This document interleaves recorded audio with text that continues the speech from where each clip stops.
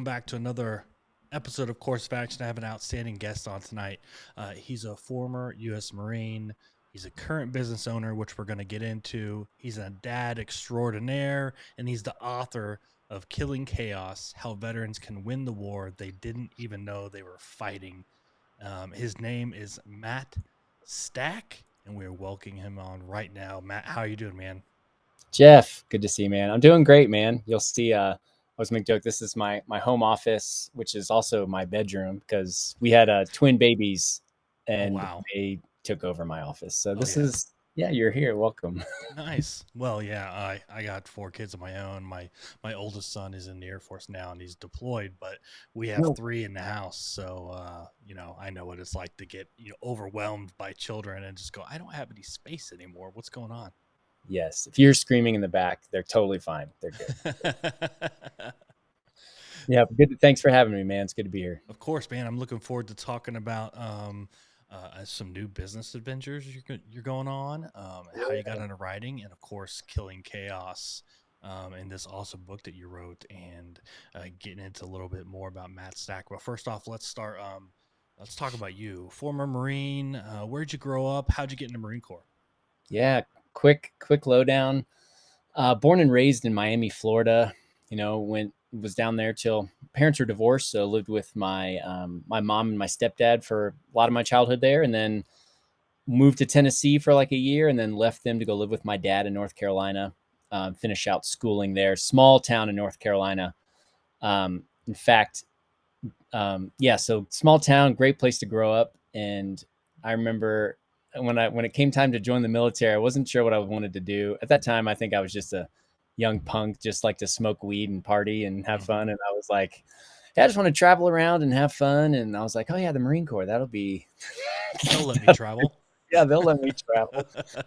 But I remember my sister had joined the Army. She's about 7 years older than me, and she just crushed it. Like, was just amazing. Like, and I remember right around the time of me coming through, my dad was like, listen, you're working at Blockbuster Video, you need to save some of this money. And I was like, oh, I'm just gonna join the military. And I was getting my 5 free rentals a week, and we drove up to Greensboro, North Carolina, where the four branches were, because in my hometown there was only the Marine Corps. So I went up to talk to him. I knew I really wanted to go EOD. I was obsessed with explosives. I wanted to get into explosives. And so I remember going to each one except the Marine Corps, because I was like, well, I'll just talk to him back in my hometown. And as we were leaving, he must have seen me, because he came running out in the parking lot and was like, hey there, hard charger. And I can remember him running out in his Charlies, and he's just a short, stocky fella. And we went in, and 20 minutes later, I was like, I'm sold. I want to be a Marine. Like, let's do this. Like, feels like a lifetime ago. Man, that was 1999. Wow. You get some context. Caught you in the parking lot too, Bro. Running to the car, and he did it. I never be left out. You weren't gonna go see all those guys and just talk to the Army, to him. Navy, and the Army, and not us. And then I was sold. I was like, all right, I'm gonna be a Marine. So did you do EOD in the Marine Corps? So quick story that they were like, oh, you know what? Listen, you can't join. We all have a recruiter story where a recruiter told us something like, I don't even. If a person tells me a recruiter didn't lie to them, I'm like, did you even serve? Were you even in? Because you didn't go to a recruiter. You didn't. Bro. Yeah, that's like they were like, oh, listen, you have to go aviation ordnance in order to go EOD. So I was like, cool, sign me up for aviation ordnance. But it's funny is in that, I can't remember if you call it, you wouldn't, whatever the code is, the MOS code they have for it, you can only choose like the generalized version of it. And underneath those would be like, so underneath aviation ordnance also shares the same, I don't even know what the title of it would be, but for crash fire rescue.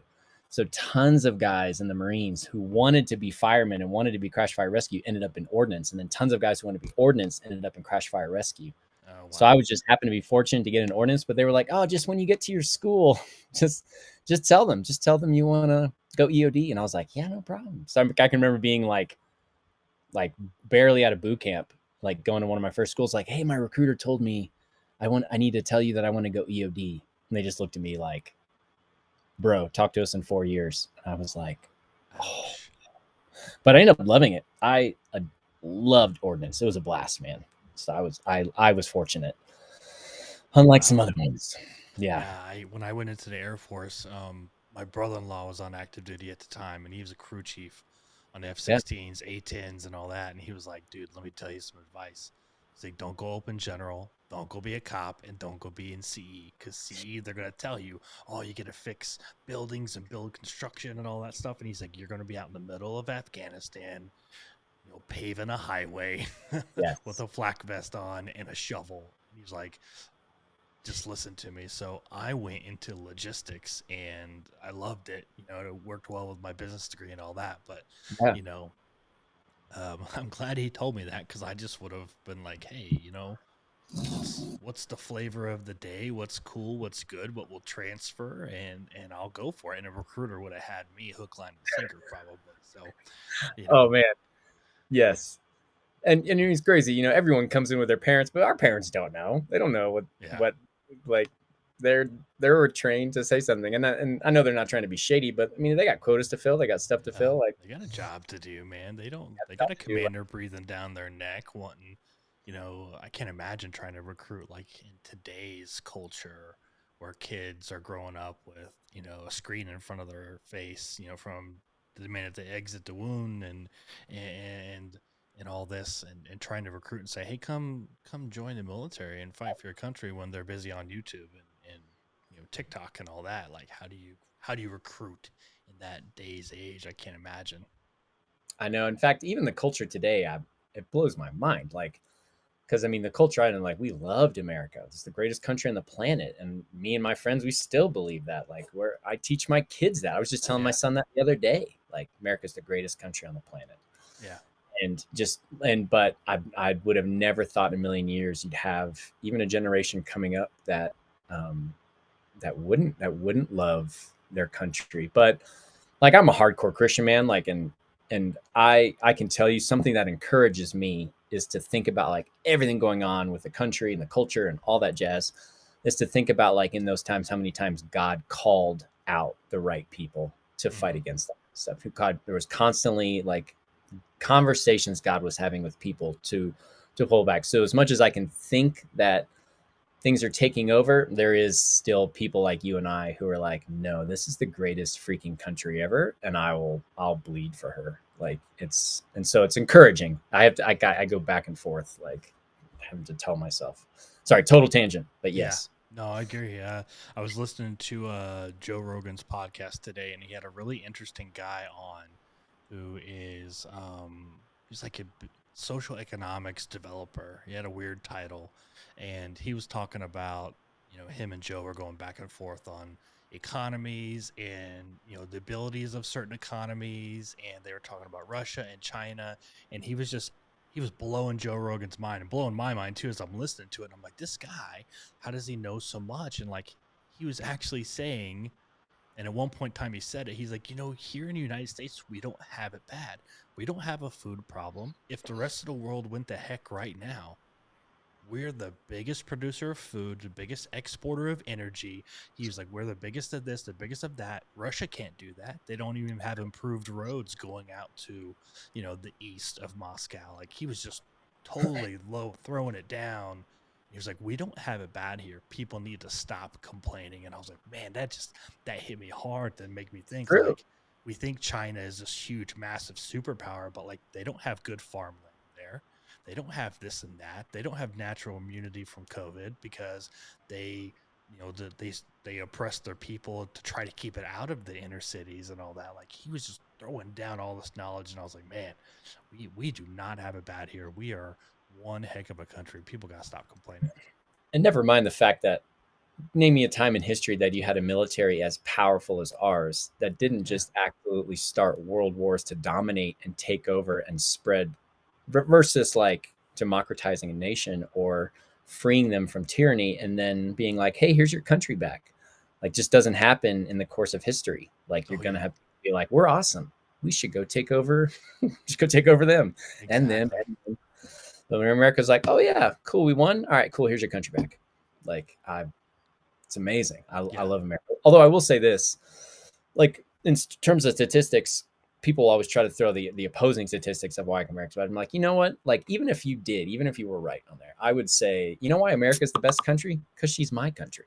It's like, Mhm. you know why my wife is the best? Because she's my wife. Like, Exactly. why? Because they're my kids. There's a love and an ownership there that I'm For sure. thankful for. Like, and so yeah, Absolutely. So how long were you in the Marine Corps? yeah, man. I only did 4 years. I Okay. did 1999 to '03. I was very fortunate. I got out as a sergeant. It just was things just lined up really beautifully on how that all took place. And I got out as a sergeant. And the Marine Corps, I tell everyone, is like it's like having a sibling, man. You love them, you would do anything for that sibling, but you also kind of hate them. Like it's a love hate, like That's it's a love very hate there. accurate. But you know what? One reason I got out is I was super immature when I was in. I don't think I was very good at my job, and I'm not very technically minded. Like I feel like I'm good with people, like I'm good with other elements. That there was tons of parts that I was super insecure about being in the Marine Corps, and a lot of my job was a very technical job, and I felt like very ill-equipped. But at that time, when you're 19, you can't process like that, so you kind of just try to put on this front and Yeah.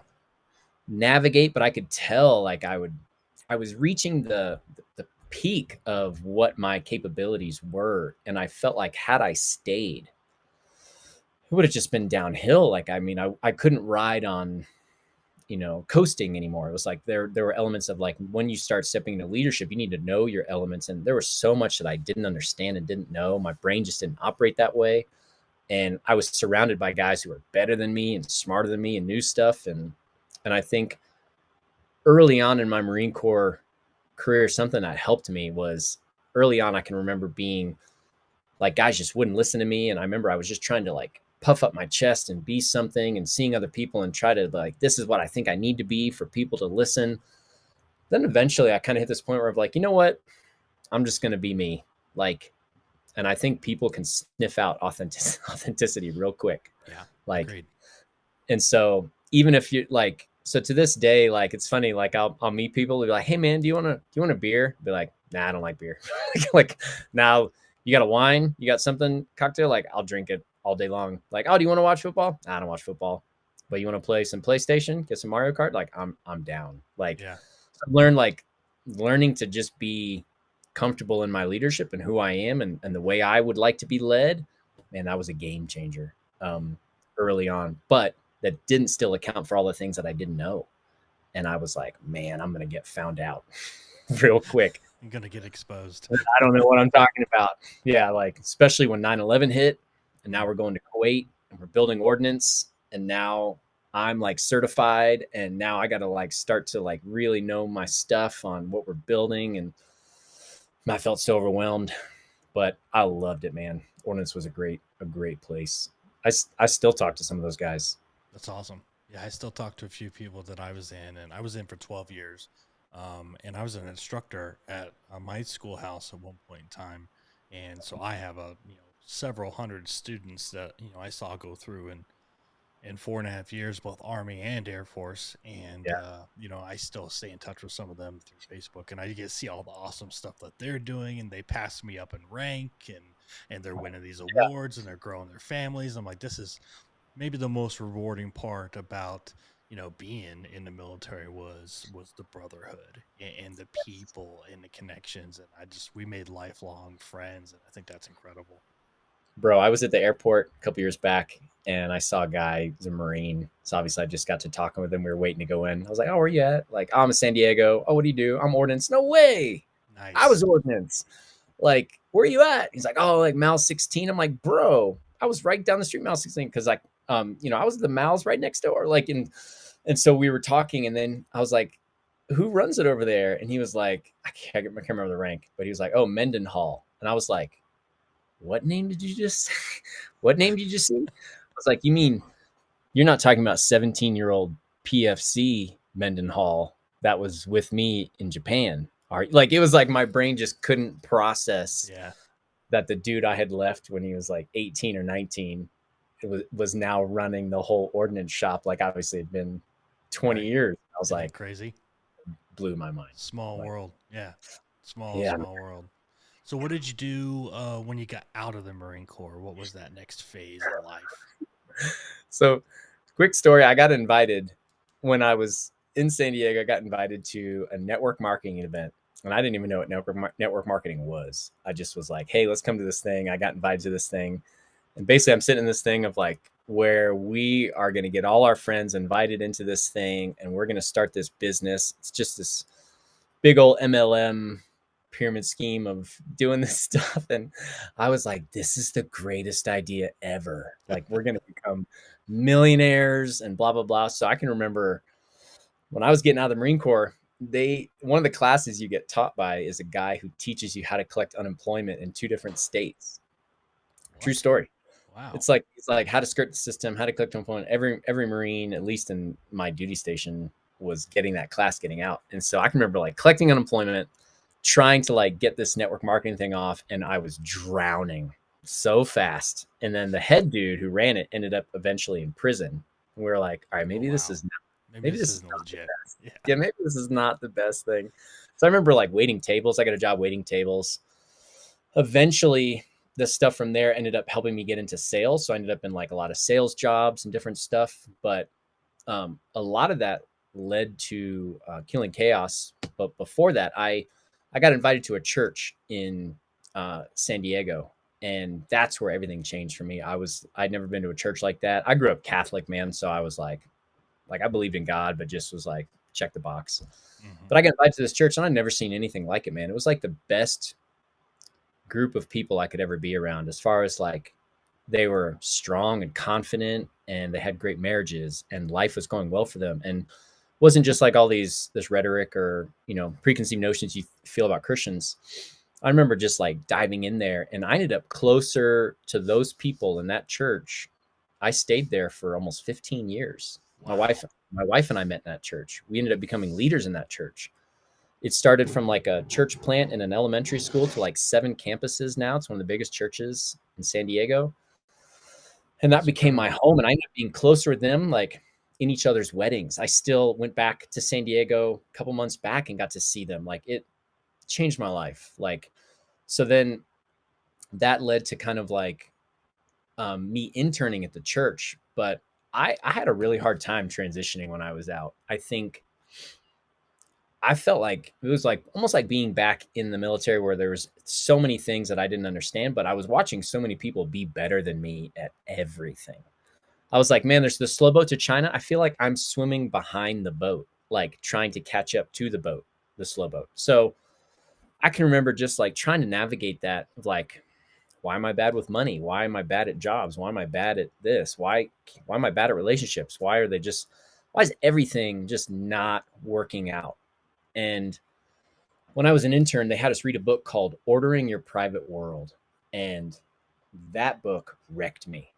And there's a line in that book where it's basically the whole idea of the book is like how to get your life in order, but to do some from the inside out, and how we do that through God. And there's a line in that book that said, all of men's miseries derive from him not being able to sit in a quiet room alone.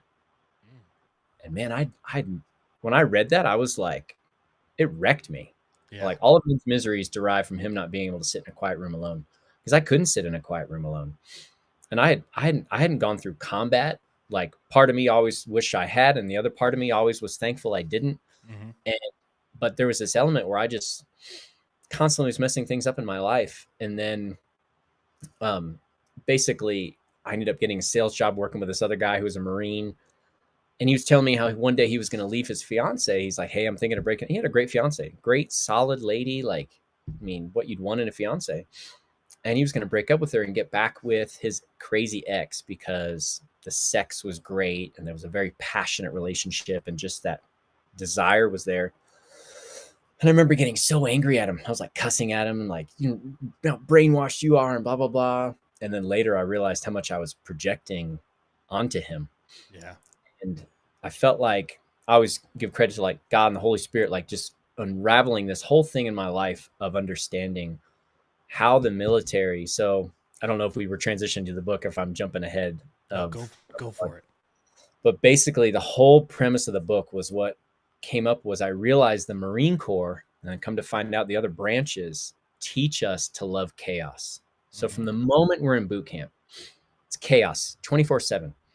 And even if a normal routine starts to develop, they will mess it up on purpose because they don't want us becoming complacent.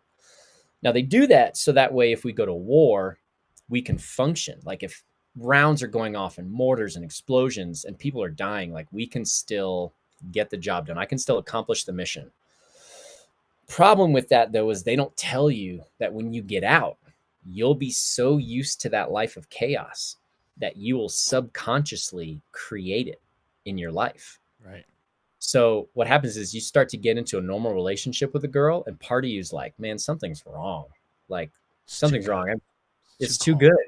I'm gonna F it up. And you just F it up. And then you're like, oh, this, and then you start to hear, oh man, these civilians are fake. I just miss the brotherhood. Mhm. Yeah, that might be true. You probably do miss the brotherhood, and maybe these civilians are partly being fake, but I promise it's more than that. The problem is every time we get into it, every time we come back to the civilian life like this, and we start to live in a life of peace, and a life of calm, and a life of routine, our training constantly is like geeking out inside of us, going, "You need to Yep. mess it up to get back to what you're used to." But the problem is that guys don't ever make the connection. So this is where it started. I started sharing this one by one to guys.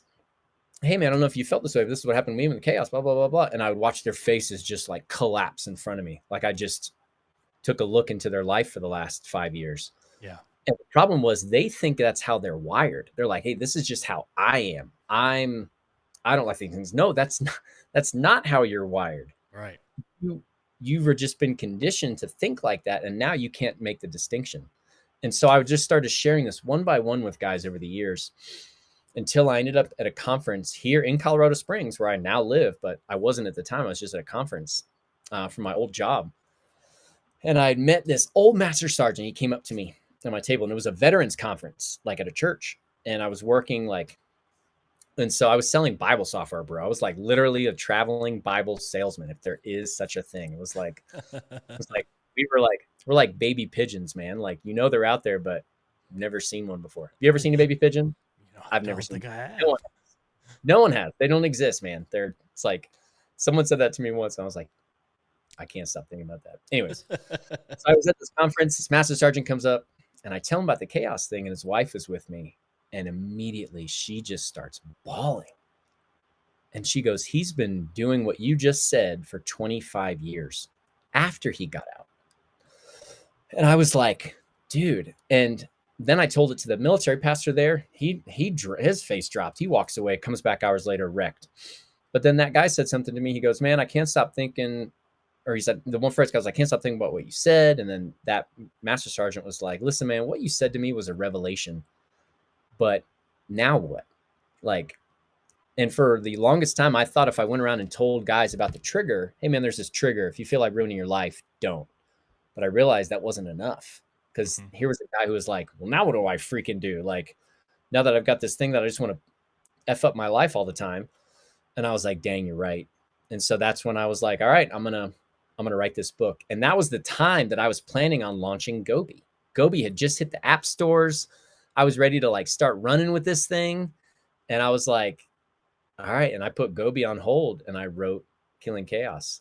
And I didn't want to write that either, man. I just wanted to go home and play PlayStation. Like when I got done, when my kids went to bed, like I just wanted to relax and do my own thing. And nope. But I was like, man, I feel like I need to do this. So I did. I wrote it, and That's that's how the awesome. whole thing came out. Sorry, that was a humongous tangent. That's I'll take okay. I want to do something a little different. I'm going to read part of a couple of reviews off of Amazon because I think it just kind of reinforces, what you said. And this first one says, "To be quite honest, what is said and laid out in this book has been on my mind for a long time. I've never dove into my thoughts too much, yet this book just backed up my thoughts. Chaos has always been my best friend. So has anger. Chaos and anger brought me home from multiple tours to Iraq and Afghanistan. I used them every day to complete my missions, so once I returned home, there was really no need for them, or so one would think." Huge. Just absolutely huge. The next one says, "Matt Stack paints a thoughtful and insightful guide for veterans who want to create order and find peace in their lives have to discharge by walking a Christian path, chapter by chapter. Stack outlines a clear vision for others to follow. So, I mean, you absolutely hit a home run, grand slam, whatever you want to call it, because, and I'll tell you why, not just because of the reviews and what all of you've said, but it took me, I didn't have a hard time transitioning because when I was medically retired, I saw it coming for like a year. So I was prepping mentally to make the transition. So I had plans, I had deals set up, I didn't go long without a job, you know, and I had like a 6 month and a 1 year plan, and things just kind of rolled smoothly. It wasn't until 4 years later that I was finally able to unwind and I became a civilian fully again because my life was chaos. My wife was going to school. I was a full time dad and mom because she was in another city going to school full time. I only saw her on the weekends. So my life was chaos. And it wasn't until she graduated and she moved back in and she got a job and we started normalizing to where I realized, and then I wrote my book and then I realized I started coming Yes. down. Hear these truths. Yeah. All the chaos started coming down. And that's when I started having problems with anxiety and struggling to find organization, which was weird because I was normally a really organized person. But like Yeah. what you've said, where we get ingrained with the chaos. The military is really, really good about teaching us how to be a certain thing and equipping us Yeah. to do that. They're horrible at letting us go and watching us and helping us transition back, and it's just that's the chaos you're talking about. And I think it's beautiful. Thanks for sharing that. And I realize it's a pandemic amongst the veterans. So like I always get choked up when I talk about this. But if I'll be honest, man, I hated veterans when I got out. I think when I first got out, I was like, man, why can't you just figure this out? Like, why are you complaining about this? Why are you this about this? Why can't you blah? Why are you complaining about life and this and this? And then as I started diving into my own junk, I was like realizing I was just projecting all my own anger of the stuff I was dealing with Mm-hmm. onto them because I couldn't figure it out because I didn't know why things were. And so it was easier to just subconsciously project all that stuff onto them versus dealing with it. And now it's like it breaks my heart, man. Like it's becoming my mission now to get this word out. Like, Yeah, so pretty cool here in the Springs, that same pastor who the military pastor runs a combat trauma recovery course here in the Springs for veterans. And he uses my book as a mandatory read now for them. that's awesome. And and I mean, part of me can be like, well, I didn't see combat, like, but I was a pastor at one point, and I've walked with God now for many years, and there's an element of a spiritual warfare. Something I talk about is something that people don't discuss.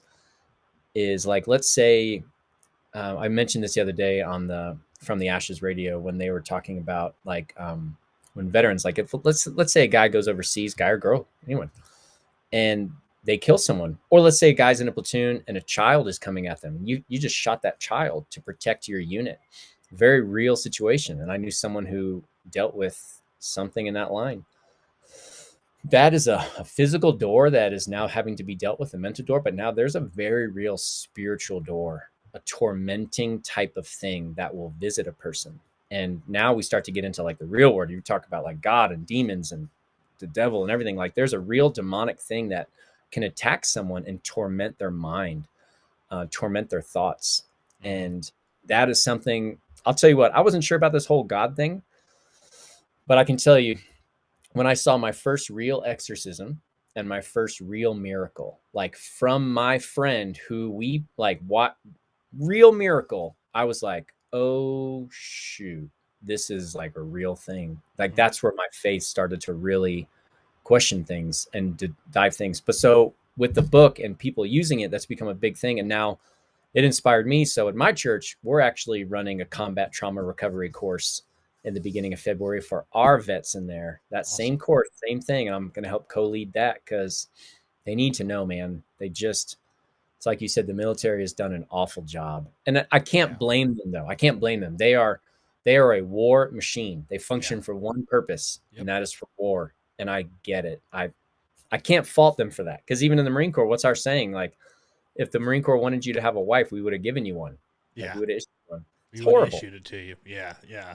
It's the Terrible culture. saying. That's the mentality. I get It's, it. We kind it's of the mentality. disconnect You from have those to have things. that Yeah. because we exist for one purpose, and that's to fight. And I get it. But there's things are shifting now. The problem is now when 44 vets a day are killing themselves, Yeah. now that doesn't cut it anymore. Like, I don't give a shit. Like, Yeah. figure it out. Like, you can't give this guy a life of this for 4 years, 8 years, 12 years, 20 years, and then send them out to go be a cop, because they're going to go be a cop because that's the easiest relevance back to where they were before. And then suddenly they can't figure out why. Like, I would blow up at my, even years later, I'd blow up at my kids like I'm a drill instructor. My wife Yeah. would be like, what are you doing? And Hmm. then I would feel horrible. Yeah. Like, and so I feel like my goal is to, it's not even the book, man. It's just like, you need to know where this chaos element is kicking into guys' heads Absolutely. and what they're doing. And we need to navigate this. And so, yeah, I get passionate about it now. Like, and things that pulled at my heartstrings before, like now it's like, golly, did you see that? I watched that video of that one vet recently. He's in the truck about to kill himself, and the state trooper rolls up on him. Have you seen that? And No, I he's like, haven't. guy's in the truck. He's a veteran. State trooper rolls up and he gets out and he's like, can I? And the vet's like struggling with suicide right there in the car with the gun. And the trooper's talking to him. And then the vet's like, can I get a hug? And it's like, dude, it's this grown man just broken, Yeah. absolutely shredded. And and that's the problem, is that we can't teach men how to navigate those things. And so that's why I've become passionate about the church element of like showing men how to take authority, because it comes down to authority again and Hmm. understanding authority. But now we talk on a spiritual level. So I go into that whole thing in the book and everything. But you're right. I feel like the military is failing guys when they get out. And I think they've made some improvements. I used to volunteer with a couple different vets organizations, and we were trying to grab people as they were getting ready to go out. Now they have uh, the I can't remember the name of the program, but it's 6 months before you get out. You get to go work for a business downtown as like an I didn't internship. even notice. Yeah, Well, and that's encouraging. you go work for them. You're an intern, but you're still getting paid from the military. That's your new job, and you intern with them. It doesn't necessarily guarantee a job, but it's that 6 months of adjustment time. So they're backing things up, and the, unfortunately, it took people coming home from Iraq and Afghanistan and us slowing those wars down.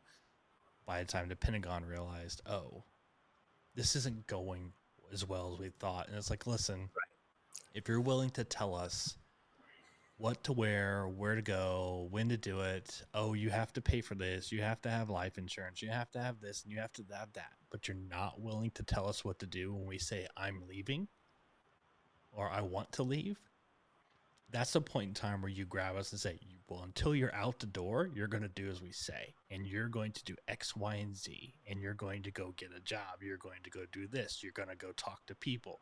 We're going to bring outside people in who want to volunteer. Because if they did that, they would find everybody would come out of the woodwork wanting to volunteer. I'd be one of the first people in line to say, I volunteer my time just to talk. Let's chat so I can give people some Yes. tips and let them know, dude, you're not alone. And just because I was in the Air Force and you're a Marine doesn't mean we can't talk. It absolutely means we can talk, because I'm not judging your service or comparing it to mine. I'm telling you, bro, what can I do for you? What do you need? What can I connect you with? What can I help you with?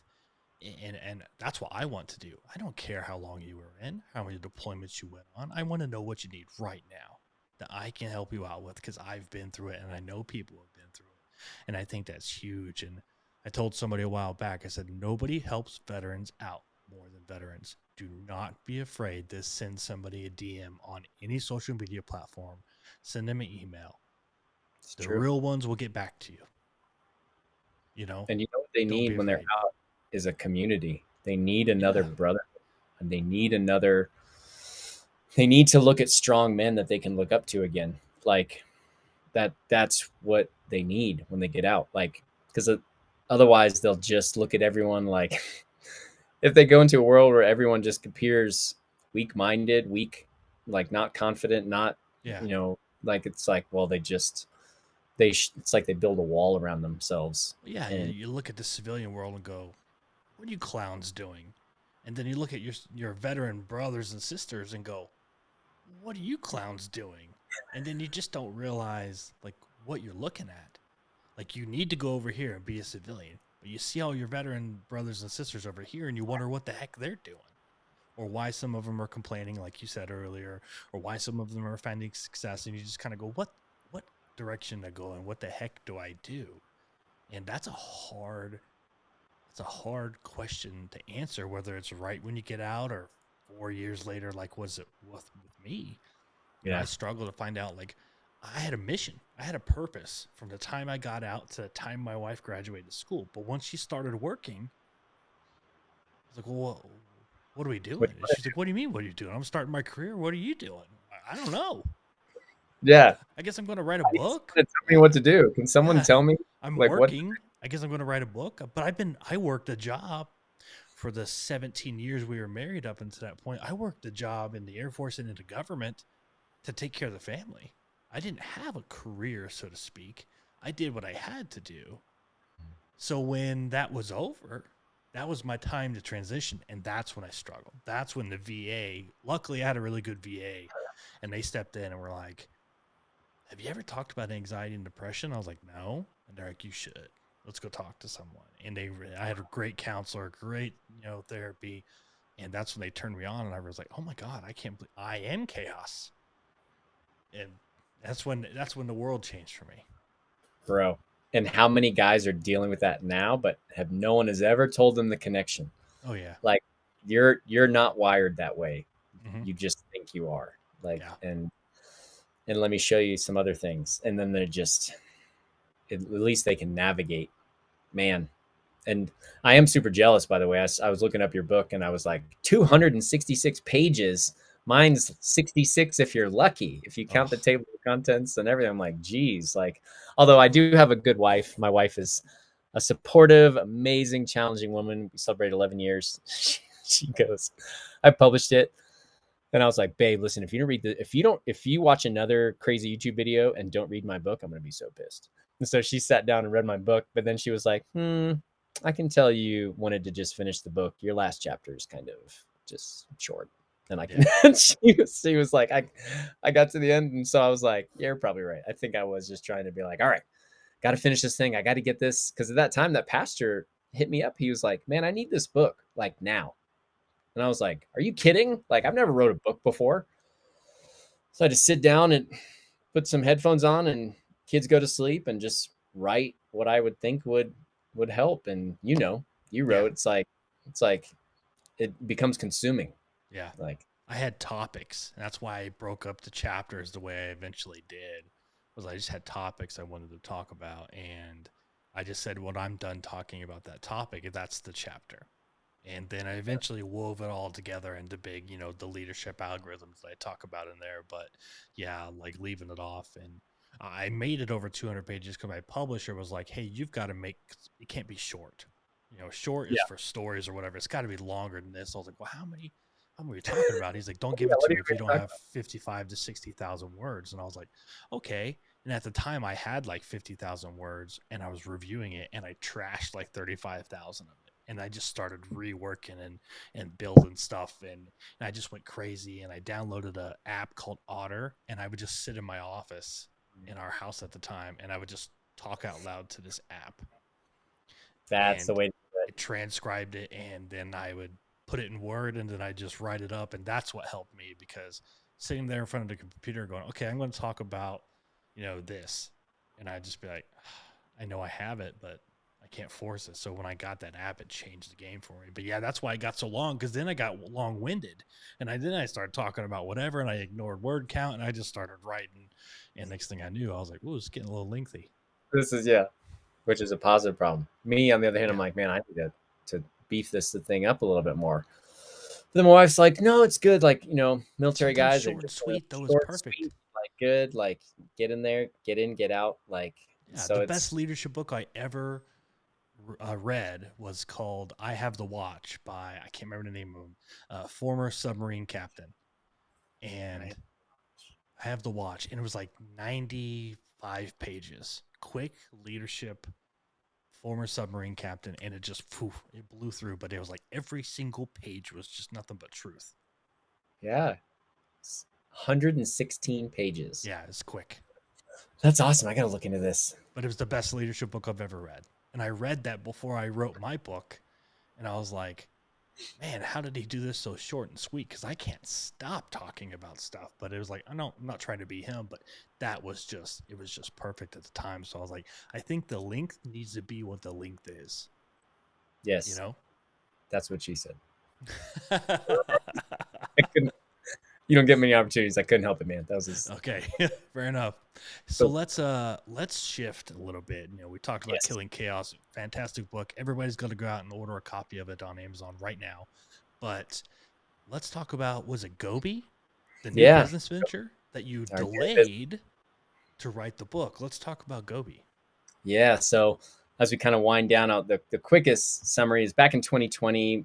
My wife and I had moved to Colorado Springs. We're trying to figure out like, hey, we should start something that's kind of our own gig.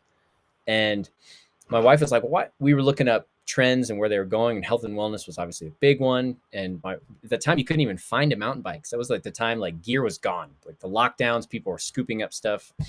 And she goes, well, why don't we just buy a whole bunch of like outdoor gear and equipment and sports stuff and just be able to rent it out to people?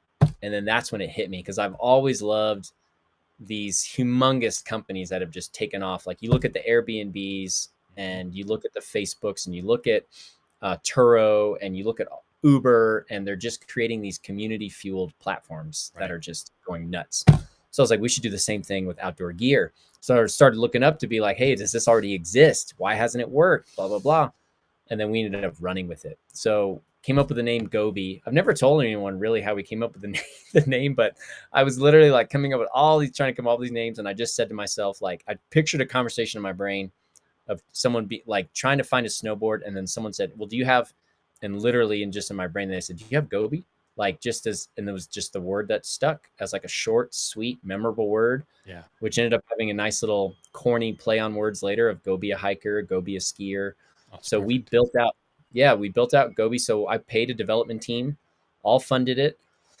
And what they built is a community platform where if you've got like mountain bikes, snowboards, skis, whatever, just chilling in your garage, well, just turn yourself into your own ski shop, your own snowboard shop, and list them on the app and then let people borrow them.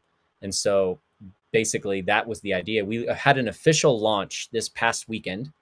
And so right now we're in only Colorado Springs right now. I've had people hit me up to try to be in different cities, but one reason we don't have Google Maps integrated in right now. So if multiple people from different cities upload it, it shows up on the same homepage.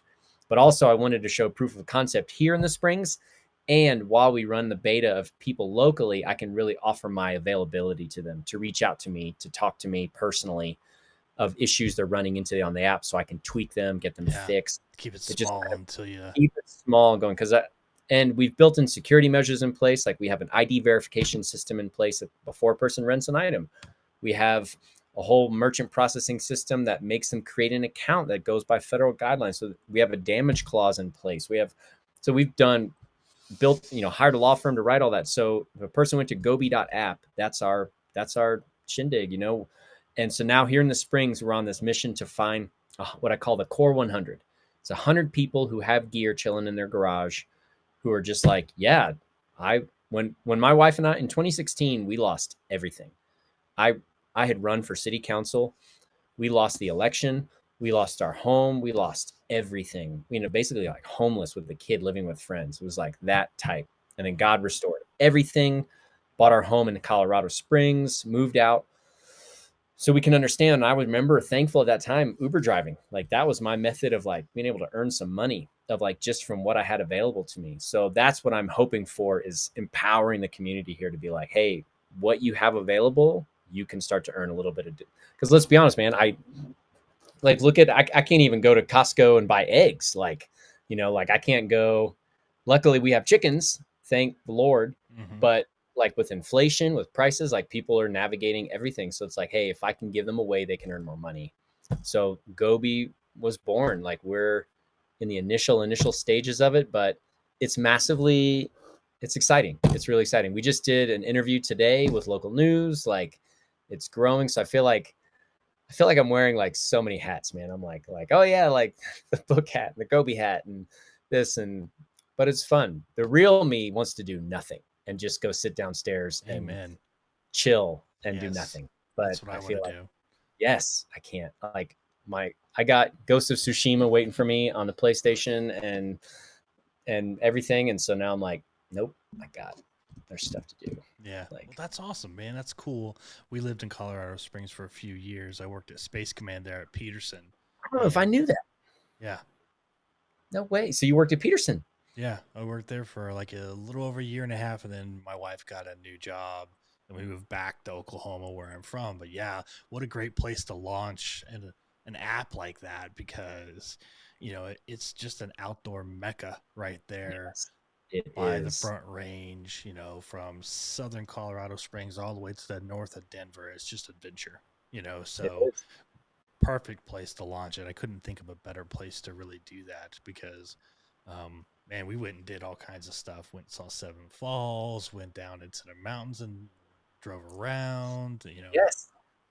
great place Dude, to do it. So, man, I am sure it's going to explode once thanks, man. people really grab a hold of it because, man, what a great idea. I appreciate it, man. Thanks. And also I heard you mention Oklahoma. I think when I was watching your last one on Oklahoma and all the good hunting out there. So am thankful. I tried getting into it this year and it was awesome. I went on my last attempt for whitetail this past weekend with a bow and oh man, it's such a good spot. I thought I had a great spot and ended up just not panning out. So I Yeah. see your bow behind you. I love it. It's Yeah, awesome. you eat tag soup more often than you want to, but when you finally get that one, that first one, or you finally have a one successful season, or God, the best season ever last Yeah. year, and then Yeah. you just always want to make it up. So yeah, you need to check out the Air Force Academy and Fort Carson. They both have hunting programs. They do. Yes. Yes. The Air Force Academy has something for mule deer and cow elk. So you need to check out the Air Force Academy because they have a program that you can get involved and you can go hunting up there.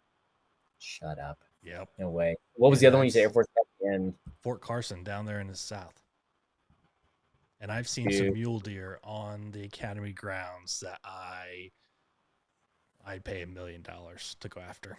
I mean, so my father-in-law lives with us who is pretty much like if you imagine Jesus who likes to hunt. That's my father-in-law. He's an awesome guy. He got me into hunting when we first got married. He would take me every year hunting dove out in Arizona. mm, It was a blast. oh Like, yeah. and the way he cooks it, I mean, it's phenomenal. It's like the best gravy I've ever had in my life. Mm, And but then coming to Colorado, we were like, oh, let's get into turkey hunting, and we were like, okay, public land hunting turkey is not as easy as I mm, thought. And no. then I found a local public spot not too far, and tried, and I saw whitetail the first night I went up by myself, and I was like, oh, this is it. I am gonna bag one this year, and then it did not go like I thought, and so I was like, Yeah, the best but it's hunting season I ever had, I didn't shoot a deer. My wife really shot a couple, my oldest son shot a couple, and then my youngest son shot a nice 6 point buck with my crossbow. And it was the best hunting season I've ever had. I mean, getting to do that with them and teach them how to, harvest and how to do it, right and be thankful for the animal and what it provides and then go home yes. and butcher it up and all that was just best hunting season of my life. And I'm almost 40 years old. Dude, I took my son who just turned 7, but obviously he was 6 about a month or two ago. I took him out for his first time out to our spot, and I have a big turkey blind, so I set that up in like a good spot just to kind of make it fun for him. And we walked around and could see the tracks and the droppings, and oh man, he just Yeah, eat it loved up. it. That's awesome. Oh yeah, it's fun, man. Those are the best. Well, last question before I let you go. Where can people find out more about Matt Stack and the book Killing Chaos? And of course, Gobi, where can they go find your social media websites? Drop it all. Yeah, so Facebook, I'm not anywhere on Facebook anymore. I probably should, but I deleted it a while back and I was kind of thankful of it. But On Instagram, you can follow my personal account. It's Matt_Stack. Gobi, we have an Instagram account called Gobi Gear, Gobe Gear, just the one word. Amazon, for some reason, if you type in Killing Chaos in Amazon, it'll bring up a whole bunch of books that don't even have those words in the titles. But if you type in Killing Chaos Matt Stack, it'll show up. I always make the joke. Every purchase to my book goes to feeding hungry kids, my hungry kids. So it's good.